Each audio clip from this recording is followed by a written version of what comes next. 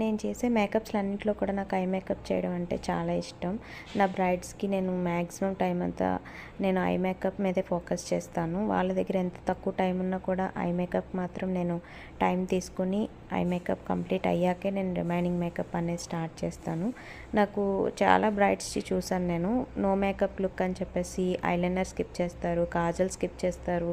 కానీ బ్రైడ్స్కి అందంగా కనిపించాలి అంటే కాటుక ఐలైనర్ అనేది చాలా ఇంపార్టెంట్.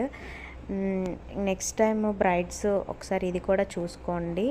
ఐలైనర్ కాజల్ అనేది చాలా బాగుంటుంది బ్రైడ్స్కి. మనం ఎవరైనా కలిసినప్పుడు మన చూపు అనేది ఫస్ట్ మన కళ్ళ మీదకే వెళ్తుంది.